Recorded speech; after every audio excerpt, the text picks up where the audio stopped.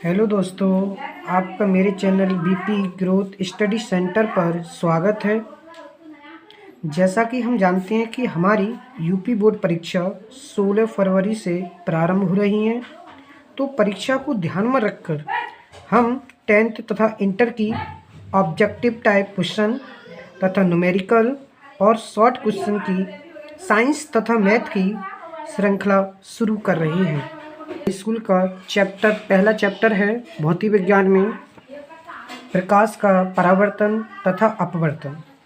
इसकी जो न्यूमेरिकल हैं पेपर में एक या दो न्यूमेरिकल जरूर आता है। तो शुरू करते हैं। पहले दर्पण के बारे में समझते हैं, आखिरकार दर्पण होता क्या है। देखिए, कुछ हम जब बेसिक चीज़ समझेंगे तब हम किसी का न्यूमेरिकल या ऑब्जेक्टिव टाइप क्वेश्चन को समझ सकते हैं। बिना किसी थ्योरी के हम ना तो ऑब्जेक्टिव टाइप क्वेश्चन समझ सकते हैं और ना तो हम न्यूमेरिकल को समझ सकते हैं। जैसे कि हम देखते हैं दर्पण। दर्पण आखिरकार वास्तव में होता क्या है। जैसे बात करें गोलीय दर्पण की, तो गोलीय दर्पण क्या होता है।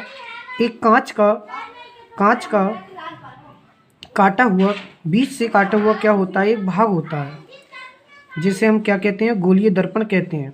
गोलीय दर्पण को हम दो भागों में बांट सकते हैं। जैसे पहली बात करें, एक होता है अवतल दर्पण और एक होता है उत्तल दर्पण। अगर अवतल दर्पण की बात करें,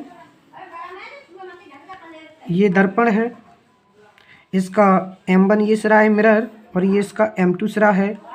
ये इसकी मुख्य अक्ष है जिसे ध्रुव P, और इसका ये F मुख्य फोकस होता है। ये इसका वक्रता केंद्र C होता है। जैसे सपोज करो हम किसी वस्तु को अनंत तथा वक्रता केंद्र के बीच में रख देते हैं। वस्तु है जिसे बिंब भी बोलते हैं। वस्तु O और O' इसका नाम रख दिया हमने। तो O' से दो किरणें चलनी प्रारंभ होती हैं। पहली किरण जो होती है वो मुख्य अक्ष की समांतर जाती है। जो किरण मुख्य अक्ष की समांतर जाती है वो हमेशा मुख्य फोकस F से होकर जाती है, और दूसरी किरण वक्रता केंद्र C से होकर जाती है, और जब दर्पण से परावर्तित होती है तो उसी मार्ग में वापस लौट जाती है। ये दोनों परावर्तित किरणें I' पर काटती हैं, I' और ऊपर की ओर लंब खींच देते हैं, अतः I' वस्तु O' का क्या हो गया, प्रतिबिंब है। इसमें हम देखते हैं कभी कभी क्या होता है कि इसकी आकृति पूछ लेता है, प्रतिबिंब की प्रकृति पूछता है। प्रकृति क्या होती है इसकी, तो हम प्रकृति देखेंगे ये वस्तु से कैसा कैसा होता है। पहली बात, ये वस्तु से उल्टा होता है, वास्तविक होता है क्योंकि किरणें जो हैं वो वास्तव में मिल रही हैं, तथा वस्तु से कैसा है, छोटा है, वस्तु से छोटा होता है। तो कुछ बेसिक जानकारी इसके बारे में हम जानेंगे। ये हमारा कौन सा है, अवतल दर्पण। अवतल दर्पण क्यों कहते हैं, क्योंकि इसमें जो परावर्तन हो रहा है किरण का, सूर्य की किरण का, वो दबे हुए तल से हो रहा है, इसलिए इसे अवतल दर्पण कहते हैं। अब घर के देखते हैं मुख्य फोकस कैपिटल F और ध्रुव P। एक बात और याद रखेंगे हम कि हमेशा जितनी भी दूरी मापी जाती हैं वो ध्रुव से मापी जाती हैं। तो मुख्य फोकस और F तक के बीच की जो दूरी होती है स्मॉल f से लिखते हैं इसे। प्रतिबिंब और ध्रुव तक की जो दूरी होती है स्मॉल v से लिखते हैं। और प्रकाशिक केंद्र C, ये प्रकाशिक केंद्र C और ध्रुव तक की जो दूरी होती है उसे r से शो करते हैं, और वस्तु तक की दूरी ध्रुव से u से शो करते हैं, u से प्रदर्शित करते हैं। अब ये दूरी जो है F, B, R, U, ये दूरी जो होती है निगेटिव होती हैं, सब माइनस की ले जाती हैं। पता है माइनस की क्यों ले आती हैं, क्योंकि प्रकाश की किरणें इधर की ओर जा रही हैं, लेकिन हम दूरी जो नाप रहे हैं ध्रुव से वो उसकी विपरीत साइड नाप रहे हैं। इसलिए ये फोकस दूरी अवतल में क्या होता है, अवतल दर्पण में फोकस दूरी होती है, फोकस दूरी ये भी निगेटिव होती है। वक्रता त्रिज्या, इसे स्मॉल r से लिखते हैं, ये भी निगेटिव होती है। और वस्तु तक की दूरी, कहाँ से दूरी नाप रहे हैं, ध्रुव से। वस्तु तक की दूरी u, ये भी निगेटिव होती है। प्रतिबिंब तक की दूरी ये भी निगेटिव होती है, क्योंकि जो भी दूरी नापी है हमने, ये रेखाएं जो गई हैं इनकी विपरीत नापी हैं। ये प्रतिबिंब की दूरी, इसे हम -b से लिखते हैं। u, b और f में संबंध होता है जो पेपर में 1 नंबर में पूछ लिया जाता है। जैसे हम देखते हैं 1/f बराबर 1/u plus 1/v। Objective type question में 1 नंबर में ये क्वेश्चन पूछ लिया जाता है। अब फोकस दूरी f, फोकस दूरी स्मॉल f तथा वक्रता त्रिज्या स्मॉल r में एक संबंध होता है। ये फोकस दूरी जो होती है वो वक्रता त्रिज्या की r की आधी होती है, जिसे हम कहें f बराबर जो होता है r/2। 1 नंबर में ये क्वेश्चन भी पूछा हुआ है कि f बराबर क्या होता है r/2। कुछ तरीका से वो इस प्रकार क्वेश्चन करते हैं, जैसे हम बट्टे में एक लेना क्रॉस मल्टीप्लाई कर दें इसकी, तो r बराबर जो हो जाएगा वो कितना हो जाएगा 2f हो जाएगा। इस प्रकार भी 4 ऑप्शन में एक ऑप्शन ये दे देते हैं वो, तो आपको ये टिक करना है, या ऐसे करके देंगे तो आपको ये टिक करना है। अच्छा, अवतल दर्पण से संबंधित चीज़ें हैं न्यूमेरिकल में, और वैसे करके ये हो गया। अब थोड़ी सी बात करते हैं उत्तल दर्पण की। उत्तल दर्पण, उत्तल दर्पण की बात करते हैं। जैसे उत्तल दर्पण वह होता है जिसमें जो परावर्तन होता है वो उभरे हुए तल से होता है। प्रकाश का परावर्तन उभरे हुए तल से होता है। ये मुख अक्ष होती है इसकी, ये स्मॉल f होता है, ये वक्रता केंद्र C होता है, और ये ध्रुव होता है। प्रकाश की अब वस्तु हम चाहें इधर किधर की साइड भी रख दें, यहाँ रखें, यहाँ रखें, कहीं भी रखें। वस्तु का नाम रख दिया O और O'। प्रकाश की जो किरणें होती हैं O' से 2 किरणें चलनी प्रारंभ होती हैं। पहली किरण मुख अक्ष से आती, पहली किरण मुख अक्ष के समांतर होती है, ये समांतर किरण है। वो F से आती हुई क्या होती है, प्रतीत होती है। दूसरी किरण प्रकाशी केंद्र C से आती हुई प्रतीत होती है। दोनों जहाँ पर काटती हैं उसे I' कहते हैं, और नीचे की ओर ये बना लेते हैं। ये क्या हो गया, I हो गया। अतः हम देखते हैं वस्तु O' का प्रतिबिंब I' बना है, जो किस किस के बीच बना है, ध्रुव P और फोकस, मुख्य फोकस F के बीच में है। वस्तु से कैसा है, उल्टा सीधा है, क्योंकि ये भी इधर की ओर है और ये भी इधर की ओर है, और छोटा है। और ये जो होता है वो दर्पण की पीछे की ओर बनता है, और एक ही स्थिति होती है इसके बनने की। लेकिन अवतल दर्पण की जो होती है वो 6 स्थिति होती है बनने की, लेकिन उत्तल दर्पण की जो स्थिति होती है केवल एक स्थिति होती है। और अगर प्रकृति की बात करें, इसकी जो प्रकृति होती है वो ये जो बनता है वस्तु से, वो छोटा बनेगा, हमेशा छोटा होगा, और हमेशा कैसा होगा, आभासी होगा, क्योंकि आभास हुआ है इसमें। किरणें वास्तव में नहीं मिली हैं, किरणें जो हैं वो हमें मिलाई हैं, ठीक है, कह सकते हैं एक जबरिया मिलाई हैं, कहने का मतलब। तो कैसा बनने आया, आभासी बनता है, तथा वस्तु से छोटा, आभासी। और कह सकते हैं कि ये जो प्रतिबिंब है वो कैसा है, सीधा है, सीधा। यही स्थिति अगर पेपर में आती है का अवतल दर्पण से बनने वाली प्रतिबिंब की स्थिति क्या होती है, तो छोटा, आभासी तथा सीधा। दूसरी बात पूछते हैं कि अवतल दर्पण से बना प्रतिबिंब किधर की ओर बनता है, तो दर्पण के पीछे बनता है, ठीक है, इस प्रकार से। अब हम ये देख रहे हैं, ये ध्रुव है और वस्तु तक की जो दूरी है वो घर के इधर की साइड चल रहे हैं, अपोजिट साइड चल रहे हैं।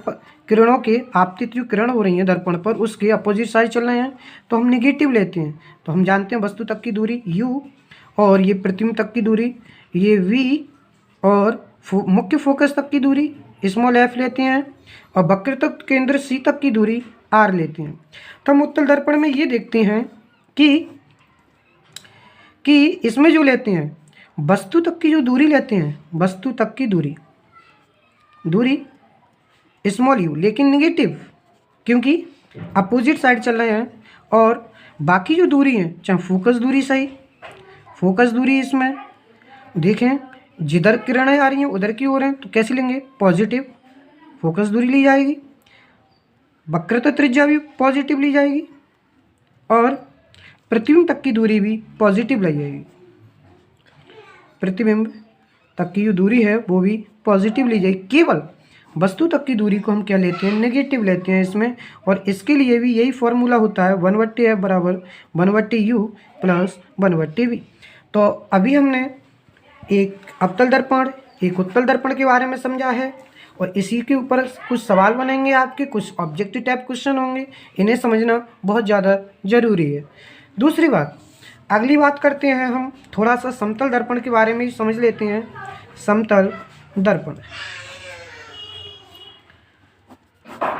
कुछ बेसिक चीज़ें समतल दर्पण के बारे में ही समझते हैं। सपोज करो हमारा ये एक समतल दर्पण है, इस प्रकार से है समतल दर्पण। इससे क्या होगा, सपोज करो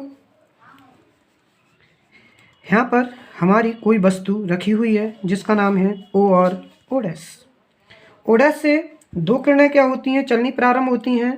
पहली किरण मुख अक्ष के समांतर जाती है, समांतर जाती है इस प्रकार से, कैसी जाती है, समांतर जाती है। और जब इससे टकराती है, जब ऐसे करके जाएगी बिल्कुल अभी लंबवत पड़ रही है, तो उसी मार्ग में वापस हो जाती है। लेकिन दूसरी जो किरण है, दूसरी किरण इसके यहाँ से थीटा कोण बनाती हुई जाती है, और ये थीटा कोण बनाती हुई जाती है, लेकिन इससे परावर्तित होकर जितने का, सपोज करो अगर इसने ये थीटा कोण बनाया है तो ये भी कितना कोण होगा, थीटा कोण होगा, ये परावर्तित होकर बाहर निकल जाती है।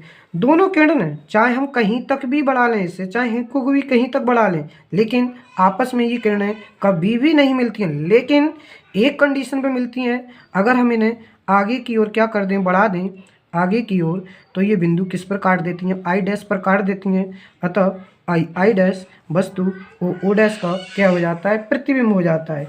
लेकिन इसमें ये देखना बहुत जरूरी है, आप देख रहे हैं यहाँ पे कि वस्तु की दूरी प्रतिबिंब की दूरी आपस में कैसी है, बराबर है। तो हम कह सकते हैं कि O डैश की जो दूरी है वो I डैश की कैसी है, बराबर है। दूसरी बात, हम जानते हैं कि हमने बताया वस्तु तक की दूरी को हम U से लिखते हैं और प्रतिबिंब तक की दूरी को हम B से लिखते हैं। तो हम देख रहे हैं U का मान B के कैसा है, बराबर है इसमें भी।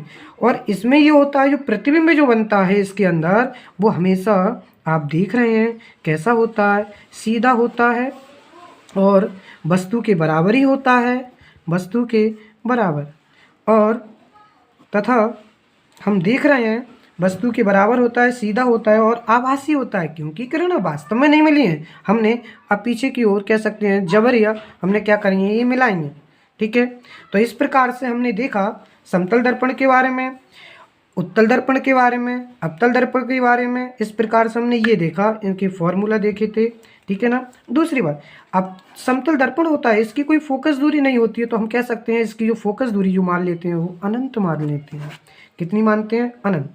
अब इससे संबंधित कुछ ऑब्जेक्टिव टाइप क्वेश्चन देखते हैं हम, ठीक है। चाहे तो आप इसका स्क्रीनशॉट भी ले सकते हो।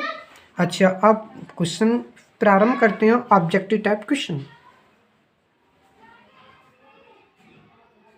आइए अब इन प्रश्नों को देखते हैं जो आपकी परीक्षा में बार बार पूछे जाते हैं। तो पहला क्वेश्चन करते हैं, और ये क्वेश्चन जब भी समझ में आएंगे जब हमने अभी मैंने थ्योरी समझाई है उसको हम सही से समझ लेंगे। जैसे हम देखते हैं पहला क्वेश्चन है, समतल दर्पण की फोकस दूरी होती है। तो मैंने अभी आपको बताया कि समतल दर्पण की फोकस दूरी किरणें कहीं भी नहीं मिलती हैं, तो यहाँ की किसकी वजह, अनंत होती है, शून्य नहीं होती है, 25 सेंटीमीटर नहीं होती है, माइनस के 25 सेंटीमीटर नहीं होती है, तो कितनी होती है, अनंत होती है। दूसरा, समतल दर्पण द्वारा निर्मित प्रतिबिंब की आवर्धन क्षमता होती है। देखिए, आवर्धन क्षमता के बारे में थोड़ा सा बताना चाहेंगे कि आवर्धन क्षमता को हम लिखते हैं m से, और m बराबर होता है प्रतिबिंब की लंबाई, और मैंने बताया प्रतिबिंब लंबाई को किससे लिखते हैं, b से, तथा वस्तु की लंबाई, इनका जो अनुपात होता है वो आवर्धन कहलाता है। लेकिन हम यहाँ पर देख रहे हैं, कह रहे हैं समतल दर्पण की, मैंने अभी आपको जस्ट बताया कि समतल दर्पण में क्या होता है कि वस्तु की जो लंबाई होती है और जो प्रतिबिंब की लंबाई होती है वो आपस में बराबर होती है। तो v बराबर हम क्या कह सकते हैं, u कह सकते हैं। तो v की जगह हम क्या कर सकते हैं, u पुट कर सकते हैं यहाँ पे। तो v की जगह u लगाएंगे, बट्टी u से u कैंसिल कर देंगे तो कितना आ जाएगा, 1। तो यहाँ पे देखें, 1 से कम होती है नहीं, 1 से अधिक होती है नहीं, अनंत होती है नहीं, कितनी होती है, 1 होती है। ये ऑप्शन, पहला ऑप्शन दूसरे का पहला ऑप्शन आपका सही हो जाता है। तीसरा क्वेश्चन देखते हैं, समतल दर्पण के सामने एक वस्तु दर्पण से 10 सेंटीमीटर की दूरी पर रखी है। कोई समतल दर्पण है, इससे 10 सेंटीमीटर की दूरी पर कोई वस्तु रखी है, 10 सेंटीमीटर की दूरी पर कोई वस्तु रखी है। तो कह रहे हैं दर्पण से प्रतिबिंब की दूरी कितनी होगी। अभी मैंने बताया कि जितनी दूरी पर हमारा क्या होता है, वस्तु होती है, उतनी ही दूरी पर क्या बनता है, प्रतिबिंब बनता है। अगर ये 10 सेंटीमीटर है तो प्रतिबिंब भी जो बनेगा वो कितनी दूरी पर होगा, 10 सेंटीमीटर की दूरी पर होगा। तो तीसरे का दूसरा ऑप्शन आपका क्या हो जाता है, सही हो जाता है। अगले क्वेश्चन पे चलते हैं। एक उत्तल दर्पण की फोकस दूरी 20 सेंटीमीटर है। दर्पण के उत्तल पृष्ठ की वक्रता त्रिज्या ज्ञात कीजिए। मैंने अभी बताया है आप लोगों के लिए कि फोकस दूरी और वक्रता त्रिज्या में क्या संबंध होता है। हमने पढ़ा था जो फोकस दूरी जो होती है वो वक्रता त्रिज्या की क्या होती है, आधी होती है। तो हम देख रहे हैं हमारे पास जो फोकस दूरी है वो 20 सेंटीमीटर है। तो फोकस दूरी कितनी है, 20 सेंटीमीटर है। हमें क्या निकालनी है, इसकी वक्रता त्रिज्या ज्ञात करनी है। तो एफ की जगह अगर हम 20 रख दें और बराबर r/2 क्रॉस मल्टीप्लाई कर दें इसका, तो r बराबर जो आ जाएगा वो 40 सेंटीमीटर आ जाएगा। अतः हमारी जो वक्रता त्रिज्या जो हो जाएगी 40 सेंटीमीटर हो जाएगी। तो चौथे का पहला ऑप्शन हमारा बिल्कुल सही हो जाता है। अगला क्वेश्चन देखते हैं। और एक बात और देखें, उत्तल दर्पण मैंने जस्ट अभी बताया कि उत्तल दर्पण की फोकस दूरी, वक्रता त्रिज्या, फोकस दूरी और प्रतिबिंब की दूरी पॉजिटिव होती हैं और अवतल में क्या होती हैं, नेगेटिव होती हैं। जरा देखें अगला क्वेश्चन 5वां ऐसा ही है। एक अवतल दर्पण की वक्रता त्रिज्या को हम किससे लिखते हैं, आर से लिखते हैं। कितना दिया है, 20 सेंटीमीटर दिया है। तो कह रहे हैं इसकी फोकस दूरी ज्ञात कीजिए। अब फोकस दूरी को हम किससे लिखते हैं, एफ से लिखते हैं। हमें ये ज्ञात करना है। हम जानते हैं एफ बराबर जो होता है r/2 होता है। आर की जगह वैल्यू पुट कर दें 20 सेंटीमीटर बट्टे 2 से काट दें, कितना आ जाएगा 10 सेंटीमीटर। लेकिन अवतल दर्पण में मैंने अभी बताया अवतल दर्पण की फोकस दूरी, वस्तु तक की दूरी, प्रतिबिंब तक की दूरी, वक्रता त्रिज्या सब माइनस की होती हैं, क्योंकि विपरीत साइड में हम क्या करते हैं, दूरी को नापते हैं। तो फोकस दूरी किसकी आ जाएगी, निगेटिव आ जाएगी। कौन सा ऑप्शन सही है हमारा, दूसरा ऑप्शन बिल्कुल राइट है। अगला क्वेश्चन देखते हैं। दर्पण की फोकस दूरी एफ तथा वक्रता त्रिज्या में संबंध होता है। हम जानते हैं दोनों में संबंध अभी पढ़ा है बिल्कुल। एफ बराबर जो होता है वो r/2 कितना होता है, 2 होता है। लेकिन ऐसा इसमें कोई ऑप्शन नहीं है। ऐसे भी क्वेश्चन आते हैं, लेकिन अगर हमारा बेसिक थोड़ा सा सही है तो हम इसे सॉल्व कर सकते हैं। इसकी क्रॉस मल्टीप्लाई करें तो r बराबर कितना हो जाएगा, 2f। इसमें देखें कोई ऑप्शन है, r बराबर 2f। तो हमारा जो है ये यहाँ पर r होगा, यहाँ भी r होगा, r बराबर 2f। ये तीसरा क्वेश्चन क्या हो जाता है, सही हो जाता है। क्वेश्चन नंबर 7 देखते हैं। किस दर्पण के सामने किसी वस्तु को रखने पर उसका प्रतिबिंब वास्तविक, उल्टा तथा आकार में कुछ छोटा बनेगा। दोबारा क्वेश्चन पढ़ते हैं। किस दर्पण के सामने किसी वस्तु को रखने पर उसका वास्तविक, उल्टा तथा आकार में कुछ छोटा प्रतिबिंब बनेगा। जरा देखें उत्तल दर्पण में हमने देखा था इसके द्वारा बना प्रतिबिंब हमेशा जो होता है आभासी होता है, लेकिन ये वास्तविक कह रहे हैं तो ये क्वेश्चन तो वैसे ही कट हो जाता है। अच्छा, अवतल दर्पण में छोटा बन सकता है, वास्तविक बन सकता है और आकार में कुछ छोटा भी बन सकता है। तो ये ऑप्शन आपका बिल्कुल सही हो जाता है। समतल में ऐसा कुछ नहीं होता है, ठीक है। तो 7 में का दूसरा क्वेश्चन हमारा बिल्कुल सही हो जाता है। अगला क्वेश्चन हम देखते हैं कि 8वां क्वेश्चन। किसी दर्पण से आप चाहे कितनी भी दूरी पर खड़े हो, आपका प्रतिबिंब सदैव सीधा प्रतीत होता है, तो वह दर्पण होगा।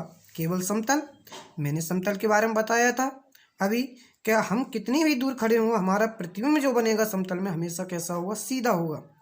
केवल अवतल में, लेकिन अवतल में ऐसा नहीं है, इसमें सीधा नहीं बनता है। केवल एक ही कंडीशन पर सीधा बनता है, जब ध्रुव और फोकस एफ के बीच में होती है।